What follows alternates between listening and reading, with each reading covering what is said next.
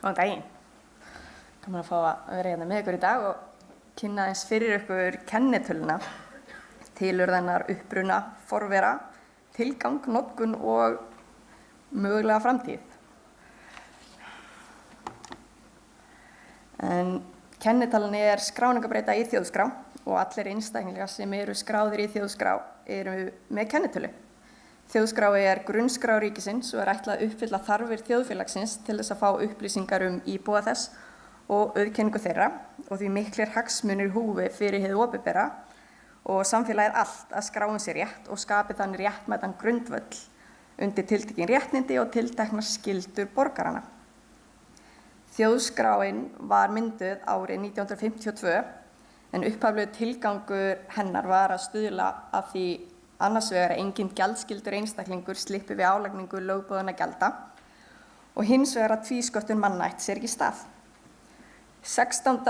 október 1952 var tekið sérstakt manntal land allt og var það ásamt aðalmanntalinu frá 1950 grundvöllur svokallar vélspjaldaskrár þjóðskrár.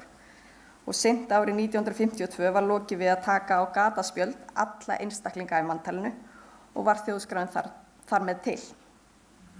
Þjóðskrá í raun safn mismunandi skráa sem saman mynda þjóðskrá. En þetta eru einstaklingaskrá, bannskrá, horfinaskrá, venslarskrá, fær að fylgja hana með, útskýra hann eftir smástund. Síðan erum við með bannskrá, horfinaskrá, breytingaskrá og svokallaða lögheimilisskrá. Einstaklingaskrá í raun og sú skrá sem í almennu tali nefnd þjóðskrá og eru hinar skrárstofnunar tengdar við hana. Bannskrá skrá yfir einstaklinga sem vilja ekki að nöfn þeirra séu notuð í markaðssetningatilgangi. Á horfinaskrá eru einstaklingar sem hafa verið brottfelldir af þjóðskrá. Þetta mest einstaklingar sem eru látnir en einnig aðrir. Venslarskrá skrá sem búið að útbúa hjá þjóðskrá og þegar koma ný lög þjóðskrá þá verður þessi skrá talin upp sem hluti af þjóðskrá. En venslarskrá kemur til með að innihalda upplýsingar forsjá barna og foreldratengsl við kynforeldra og fleiri. Og síðan breytingaskrá sú skrá sem inniheldur upplýsingar allar breytingar sem eru gerðar á skráningu einstaklinga í þjóðskrá og í breytingaskráni finnur í raun lífshlaup einstaklings í þjóðskrá. Ég setti bara einu svona skemmtileg mynd úr manntalsskýrslunni frá 16. október 1952. Þessar skýrslur eru í svona innbundnum bókum hjá þjóðskrá og eru notaðar ennþá. Þetta flétt upp í þessu, ég segi kannski ekki á hverjum degi, en það eru gefin út vottorð sem byggja á upplýsingum úr þessum bókum. Og þarna var fyllt inn á þessum degi, átt að skrá niður alla íbúa í hverju húsi. Og það alveg sérstaklega leiðbeiningar sem fylgdu með þessu að það mátti ekki skrá gestkomandi og það kom fram starfsheiti og ýmislegt skemmtilegt annað. Og þetta í raun og veru upprunalega þjóðskráin, þetta eru gataspjöldin. Efra upprunalegu spjöldin, það kallast A-spjald og neðra B-spjald sem komu á eftir. Og það eru ennþá starfsmenn hjá þjóðskrá sem skilja þessi spjöld og geta gefið út vottorð sem byggja á þessum götum og tölum, en þeim fer fækkandi.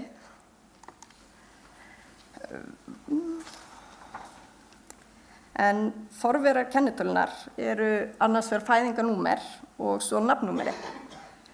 Fæðingarnúmeri var einnig kallað fæðingardagsnúmer og byggðist á fæðingardegi viðkomandi og innihélt í byrjun einungis 6 tölustafi og var notað fyrst í íbúatali 1. desember 1953. Númerið var svo fljótlega lengt upp í 8 tölustafi og þá var bætt við 2 stafa raðtölu 8 við fæðingardag einstaklingana. Og sú útgáfa fæðingarnúmersins birtist fyrst í íbúatali 1. desember 1954.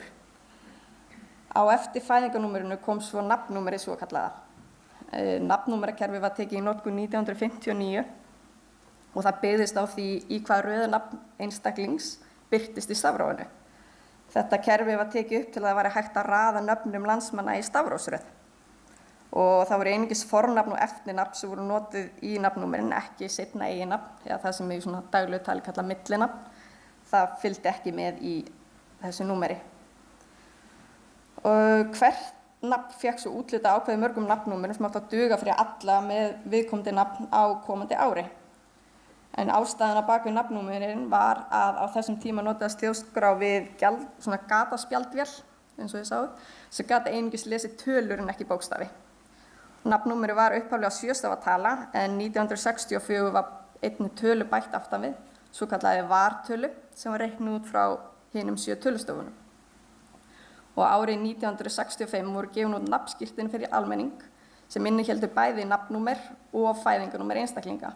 Og þessi útgáfa af nafnskírteininu komist af stað almennri notkun á nafnnúmerum og var í raun upphaf almennrar notkunar á auðkennisnúmerum Íslendinga.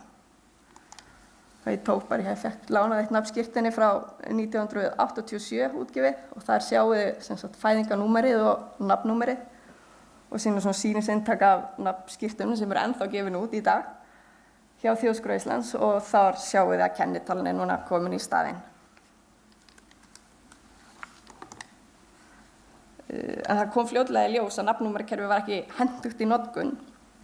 Bæði þá urðu miklar breytingar á nafngjöfum í landinu og nöfn sem voru kannski lítið þekkt þegar kerfið var skipulagt voru allt í einu í einhverjum tugum eða hundruðum og á vissum sviðum var næstu því ómögulegt að raða nöfnunum rétt inn í nafnnúmerakerfið þannig að þau lentu í réttri röð. Annað vandamál var að ef einstaklingur fékk nafnbreytingu þá krafðist það breytinga á nafnnúmerinu og hann færðist stað í stafrófsröðinni. Og þetta gat valdið ýmsum vandamálum og meðal annars að einstaklingur gat í raun aftengst eldri skráningu sem byggði á auðkenni. Til dæmis ef þú varst með bankalán sem var á nafni og á nafnnúmeri og fórst síðan og breyttir nafn og fékkst nýtt nafnnúmer að þá var ekkert sem tengdi þig við bankalánið þitt.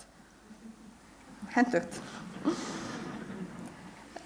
Annað vandamál að við Íslendingar erum nú ekki þekkt fyrir að gefa börnunum okkar nöfn bara á fæðingardeildinni. Þannig að það var ekki hægt að úthluta börnum nafnnúmeri fyrir það var búið að gefa þeim nöfn. Og því á börnum ávallt úthluta fæðingarnúmeri við fæðingu en nafnnúmeri þegar því hafði verið gefið nafn. Og þetta kom sér illa bæði fyrir heilbrigðiskerfið og jafnvel skólakerfið þar sem það var í raun tvöfalt auðkennisnúmerakerfi í gangi. Rýmið í nafnnúmerakerfinu fyllti svo á 9. áratugnum og því að fara að endurnýta nafnnúmer látinna einstaklinga. Og það leiddi til vandamál þegar kom að því að greina í sundur réttindi einstaklinga sem hafði fengið nafnnúmer frá látnum einstaklingi sem hafði einnig safnað einhverjum réttindum á númerið. Fyrir utan það að það er mjög óeðlilegt að auðkenni einstaklinga sé endurnýtt. Það var því ljóst að það varð að finna nýtt auðkennisnúmer fyrir einstaklinga til notkunar fyrir hið opinbera. Og kennitalan varð fyrir valinu, meðal annars vegna þess hversu auðvelt var að innleiða hana, þar sem allir Íslendingar áttu fæðinganúmer og kennitalan í raun bara lengd útgáfu fæðinganúmersins. Það var bæði auðvelt að gefa númerið og það gaf rökrétta röð, það er rétta fæðingatímaröð.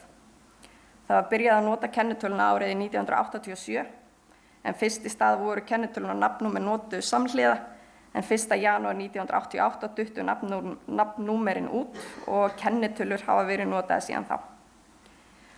Eins og kannski vitið þá er kennitalan 10 stafa einkvæmt auðkennisnúmer, en hún er valin vélrænt 6 fyrstu myndaðar af fæðingardegi, svo mánuði á ári og því næst kemur raðtala, valin af handahófi í 7. og 8. sæti, sem byrjar á 20, lægsta raðtalan í kennitölu er 20 á hverjum degi og 9. tölustafan er vartala sem er reiknuð á grundvelli fyrstu 8 stafana og í 10.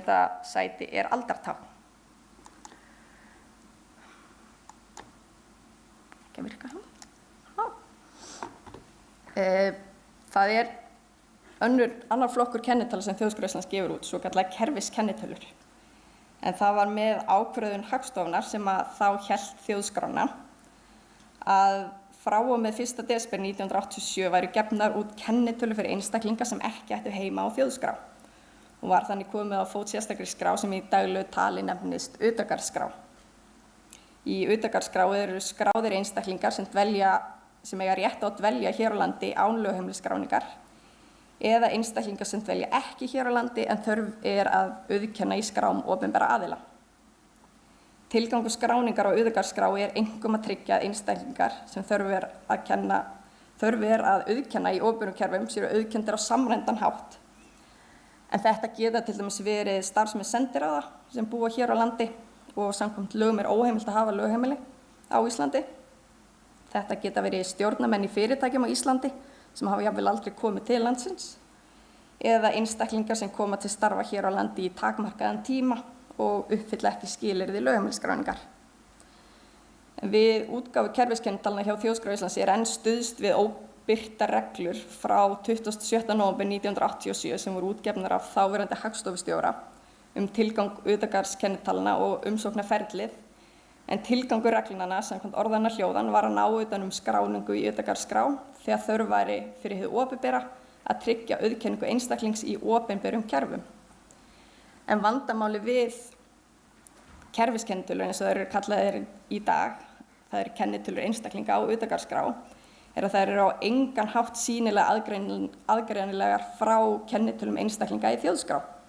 Þær eru uppbyggðar á nákvæmlega sama hátt og einstaklingar sem fá skráningu utangarðsskrá en síðar uppfylla skilyrði laga til að fá skráningu í þjóðskrá halda sömu kennitölum, þeir eru bara færðir á milli skráa.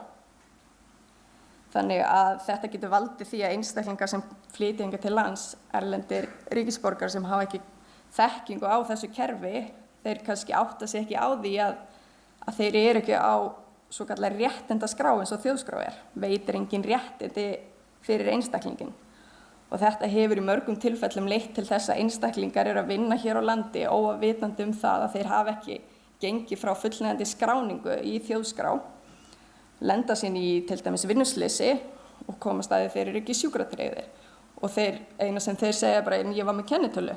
Þannig að kennitalan að það sé engin sýnilegu munur á kerfiskennitölunni og hefðbundin kennitölu í þjóðskrá vandamál sem hefur ekki ennþá verið leyst og þarna spurning hvort sé hægt að auðkenna þær á einhvern hátt eða þær renni út eftir einhvern tíma. En tilgangurinn með notkun kennitölu fyrst og fremst sá að stuðla að öruggri persónugreiningu þegar það á við, það að tengja tilteknar upplýsingar við þann sem upplýsingarnar varða. En notkun kennitölu getur verið nauðsynleg til að tryggja að upplýsingum einstaklinga sé ekki ruglað saman og getur þannig stuðlað því að upplýsingar séu öruggar og áreiðanlegar. Notkun kennitölu getur til að mynda verið mjög mikilvæg á sjúkrastofnunum til þess að tryggja þessi unni með réttar upplýsingar sjúkling. En kennitalan ekki sönnunargagn að tiltekinn einstaklingur sé svo sem að segist vera og eins og kom fram áðan þá var upprunalega tilgangur kennitölunar að vera auðkenning vegna samskipta borgaranna við hið opinbera, en henni var ekki ætlað að vera hlutverk hjá einkaaðilum til persónugreiningar. Þeir sem fá útgefna kennitölu í raun þeir sem fá skráningu í þjóðskrá sem eru íslenskir ríkisborgarar, börn sem fæðast á Íslandi og einstaklingar sem fá skráð lögheimili á Íslandi. Það eru þessir þrír hópar sem fara inn á þjóðskrá og fá samhliða útgefnar kennitölur. Og kerfiskennitölur, það eins og ég kom nú inn á áðan erlendir ríkisborgarar sem eru ekki fæddir hér á landi, uppfylla ekki skilyrði fyrir skráningu lögheimilis en þurfa af einhverjum ástæðum á kennitölu að halda. Þetta svona yfirlit yfir bara hvað eru margar kennitölur í þessum þremur mismunandi skrám hjá þjóðskrá. Á utangarðsskrá, þetta eru einstaklingar sem hafa fengið gefna kennitölu en aldrei farið inn á þjóðskrá og þetta eru 75.000 kennitölur núna 31. janúar. En núna á síðustu 6 árum hefur þessum kennitölum fjölgað 25.000. En fjölgar mjög ört að því með það til hliðsjónar og þetta ekki réttindaskrá.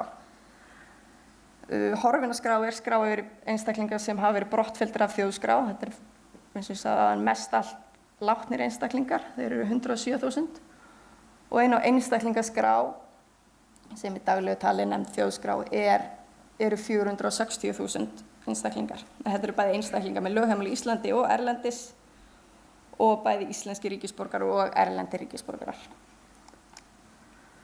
Þetta yfirlit yfir fjölda útgefinna kennitala á hverju ári frá því að þjóðskrá var tölvuvædd frá 1985. Og þið sjáu þarna greinileg merki þarna upp úr 2007 og síðan aftur 2006 og 2016 að þetta eru sveiflurnar í innflytjendum. Þegar koma hópar af einstaklingum til landsins og fá skráningu í þjóðskrá sem að útskýra allt í einu þessa aukningu á útgefnum kennitölum. Og þið sjáum það sama með kennitölur í utangarðsskrá, að þær taka sama stökkið þegar er góðæri á Íslandi.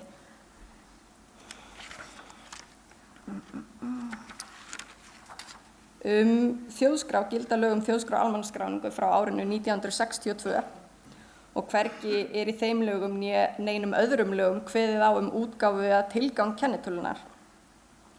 Ákvæði kennitöluna er þó að finna í nokkrum mismunandi lögum en hvergi er að finna grundvallar ákvæði að kennitalan sé auðkenni einstaklinga á Íslandi. Kennitalan telst til persónuupplýsinga samkvæmt lögum persónuvernd og vinnslu persónuupplýsinga og í 13. grein persónuverndarlaganna er fjallað notkun kennitalna.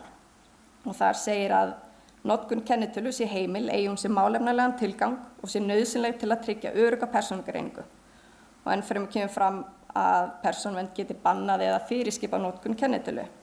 Og þetta er í raun heildstæðasta ákvæði sem við finnur í lögum kennitöluna. En mjög óheppilegt að það sé ekki til bara þá hver gefur út kennitöluna. Af því að þetta er bara eitthvað sem gert ráð fyrir í samfélaginu en ekkert til í rauninni. Annað áhugavert ákvæði kennitölur að finna í lögum réttarstöðu einstaklinga með kynáttunarvanda. En þar kemur fram að við leiðréttingu á kyni og nafnbreytingu í þjóðskrá er heimilt að úthluta umsækjanda nýrri kennitölu hjá Þjóðskrá Íslands. Óskja nýrrar kennitölu skal fyrir kennitalan vera aðgengileg þeim stjórnvöldum og öðrum aðilum sem starfsins vegna þurfa að vita tengsl nýju og eldri kennitölunar. Þetta ákvæði er nokkuð áhugavert en uppruna þess má rekja til þess að lögin réttarstöðu einstaklinga með kynáttunarvanda voru skrifuð með hliðsjón af samanburðarlegum dönskum lögum. Danskar kennitölur eru kyngreinanlegar á þann hátt að ef aftasti stafurinn í kennitölunni er oddatala þá er eigandi kennitölunar karlmaður en ef hún er sléttala þá er það kona. Og þannig rataði þetta ákvæði inn í íslensku lögin en í raun er engin sérstök þörf á að gefa út nýja kennitölu við leiðréttingu á kyni þar sem hin íslenska kennitala ber ekki með sér upplýsingar kyn. Og ennfremur þá er tölvukerfi þjóðskrár ekki tæknilega fært að tengja saman eldri og nýja kennitölu einstaklings og viðkomandi þarf þá alltaf að framvísa staðfestingu frá þjóðskrá að hann hafi fengið útgefna kennitölu. Þannig að þetta ákvæði óheppilegt miðað við allan að tækniforsendur hjá þjóðskrá. En síðan þrátt fyrir að sé engin sérstakt lagaákvæði leiðréttingar á kennitölum, þá hefur þjóðskrá í þeim tilfellum þegar mistök eða misritun á sér stað við útgáfu kennitölu, leiðrétt kennitölur, til dæmis ef að skráning einstaklings byggir á röngum gögnum eða gögn hafa ekki verið tiltæk, en það er einungis gert ef það liggja fyrir nýrri og áreiðanlegri gögn. Kennitalan ein og sér veitir engin réttindi. Á Íslandi gildir svokölluð lögheimilisregla sem þýðir að réttindi að mestu leyti tengd því að einstaklingur sé með lögheimili á landinu og hefur viðkomandi þá rétt á tiltekinni þjónustu. Hins vegar er oft þörf á kennitölu til að einstaklingur geti fúnkerað í samfélaginu.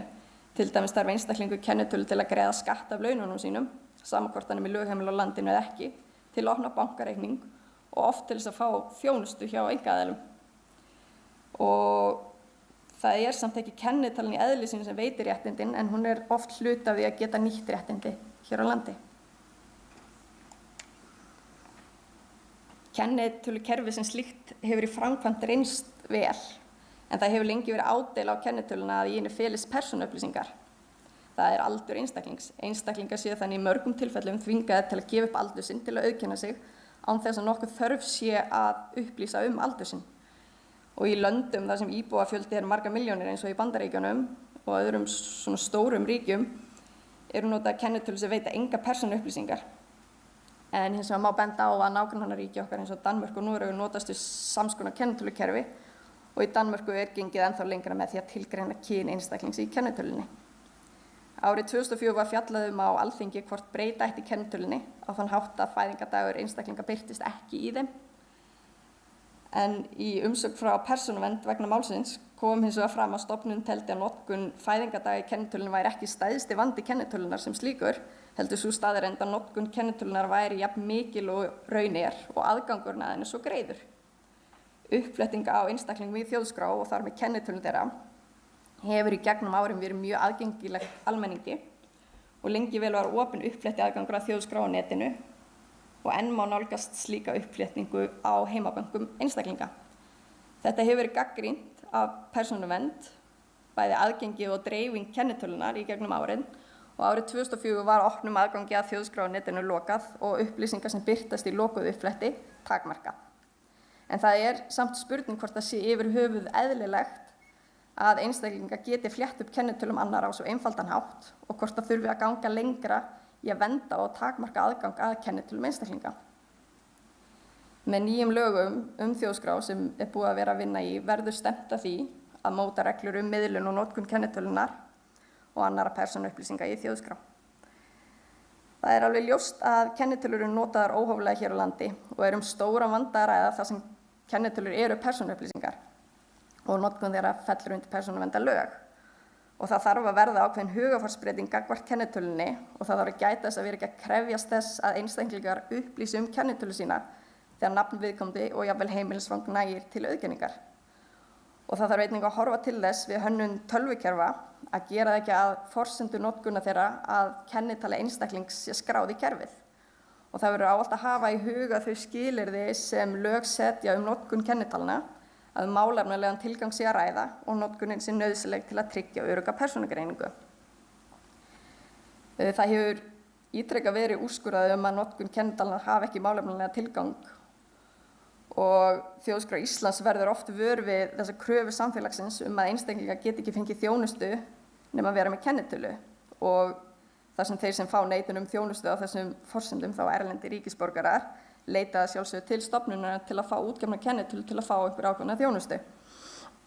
Og sem dæmi má nefna að lengi vel virkaði ekki skráningakerfi hjá Háskóla Íslands með öðrum hætti nema skráin kennitölu. Þannig að nemar sem voru að koma í stutt námskeið til landsins gátu ekki verið skráðir inn í kerfið hjá háskólanum nema að fá kennitölu fyrst. Þannig að það var verið að gefa út kennitölur fyrir einstaklingar til þess að það væri hægt að skráða inn í kerfi, sem ekki tilgangur kennitölunar. Og þetta bara vandamál sem að við sem samfélag verðum að taka á, að hætta að gera notkun kennitalna jafn sjálfsagða og hún í dag. Og síðan svona lokum bara varðandi framtíð kennitölunar. Uppbygging kennitölunar leiðir óhjákvæmlega til þess að hún ekki óþrjótandi. Raðtalan sem eru tölur 7 og 8 í kennitölunni byrjar á 20 og 2 stafa tala og því í mesta lagi hægt að finna 79 kennitölur fyrir hvert fæðingardag. En á móti kemur Íslandi fámennt land og því ætti kennitölubunki hvers fæðingardags að endast töluvert fram í framtíðina. En það verður að gera ráð fyrir því að hingað flytja einstaklingar frá öðrum löndum og fá skráningu í þjóðskrá og þar með útgefna kennitölu. Og því fjölgar útgefnum kennitölum samhliða flutningi einstaklinga til landsins. Og sá möguleiki til staðar að skyndilega myndi flytja til landsins fjöldi einstaklinga sem voru allir fæddir sama dag og þá geti kennitölu þess dags klárast. En þessu alveg fylgst með af hálfu Þjóðskrár Íslands og ljóst að slíkt gerist ekki á einum degi og því nægur tími til að bregðast við. En þið sjáu þarna tók vinsælasta fæðingardaginn, 12. september 1989, að á þeim degi hafa verið gefnar út 55 kennitölur, sem þýðir að það er ekki svo margar eftir, en þó nóg. Það má geta þess að árið 2007 þá runnu út vartölur fyrir, í Danmörku, fyrir kallmenn fædda 1. janúar 1965 og frá því í október 2007 uppfylla danskar kennitölur ekki alltaf vartölutest. En Danir höfðu þá þegar spáð fyrir þessu og tilkynnt vandamálið og gerðu bara ráð fyrir því að flest tölvukerfi væru uppfærð á þann hátt að þau tækju við kennitölum sem uppfylltu ekki vartölupróf. Og ástæðan fyrir því að 1. janúar var fyrsti fæðingardagurinn til að renna út sú að í Danmörku eru innflytjendur sem viti ekki nákvæmlega fæðingardagsinn skráðu með skáldaðan fæðingardag sem í öllum tilfellum 1. janúar og því dagsetningin óvenju algeng í skráni þeirra. Takk kærlega fyrir að hlusta.